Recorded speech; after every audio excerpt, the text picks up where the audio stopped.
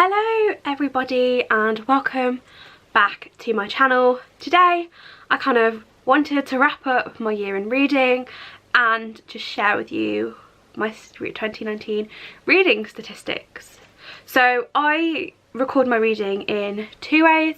The first way is just through Goodreads, and Goodreads every year kind of generates your year in reading portion of its thing, which is really great. But I also keep a bookish spreadsheet myself, so I keep a spreadsheet of all the books that I've read and a couple of categories.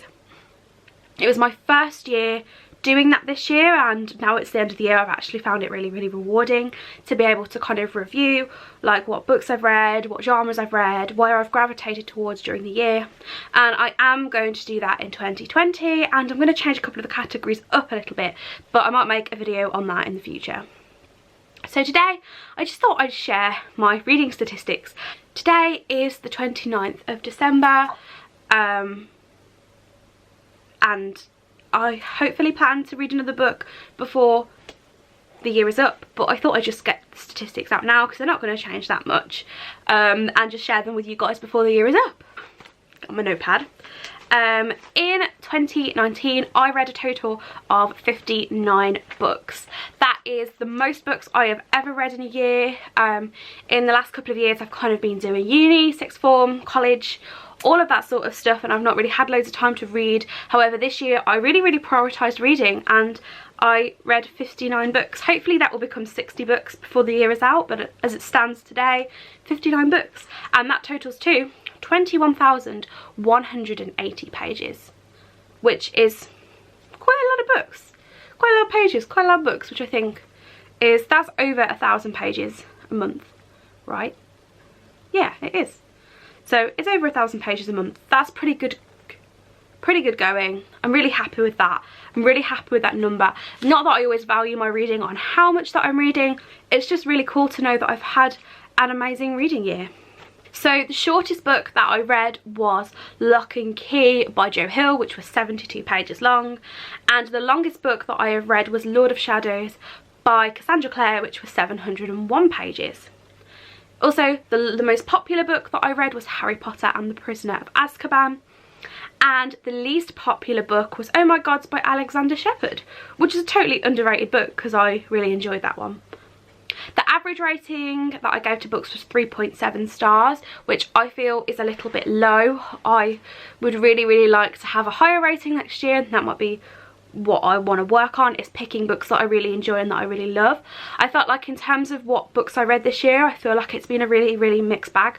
I've had some books that are going to be favourites forever, but I feel like I've read a lot of mediocre, kind of rubbish or meh books this year. I don't know if that's because my reading tastes are developing and changing, but yeah, I kind of felt like that was a bit weird. And the average page numbers that I read was 358 pages. So I feel like I didn't read loads of long books, didn't read loads of short books. I feel like that's a really average number, so I'm kind of happy with that. Like, I maybe would have liked it to have been higher, but because I read so many books, you kind of expect some to be shorter, some to be longer. So on to genres. The most books that I read were from the YA fantasy genre, no surprise there, and the second was YA contemporary, and I've got like a big long list of different genres, so I'll just read them out. So I read 18 YA contemporary, 10 YA fantasy, 5 adult fantasy, 1 historical fiction, 7 non-fiction books, 4 graphic novels, 6 literary fiction, 3 mystery thriller, 1 humour, 2 short stories, 2 children's, and 1 romance. Most of these I'm pretty happy with. I think the only book amount that I'd like to boost is graphic novels. I really think in 2020 I'd really like to read more graphic novels. So if you have any graphic novel recommendations, leave them in the comments down below. I really like to boost the amount of graphic novels that I read, and maybe get more invested in a couple of graphic novel series.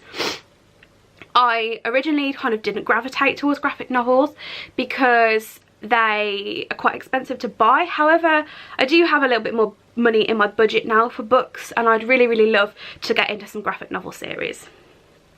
So the next thing that I recorded was where are my books coming from and how am I consuming books. So 32 of the books were from my own bookshelf from my own library, which is, I feel like, is less than half, which is kind of weird.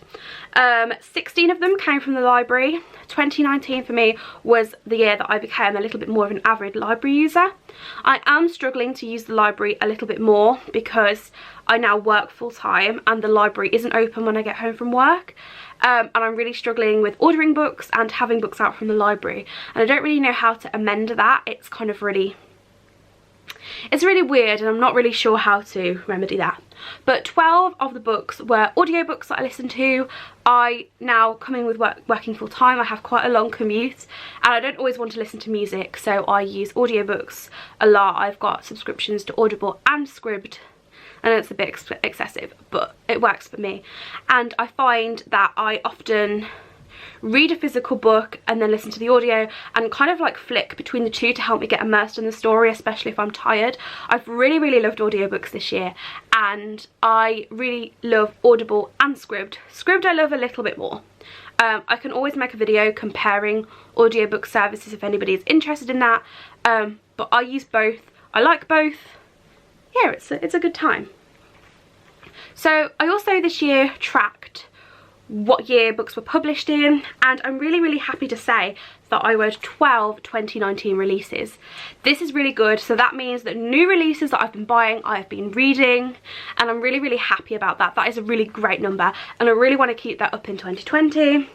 The biggest bracket, however, were books published between 2001 and 2017, where I read 36 books from that sort of bracket.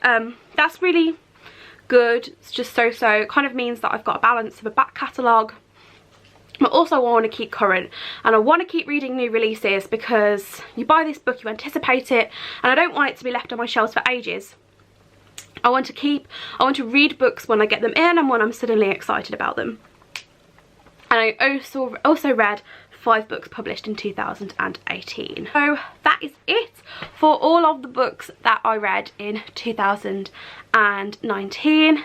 I will hopefully make a video talking about how I plan to get stuff sorted for 2020, how I plan to record my reading, what categories I plan to use. There's a couple of more categories that I want to include and I want to expand on, and my camera battery is flashing, so I will see you guys soon in another video.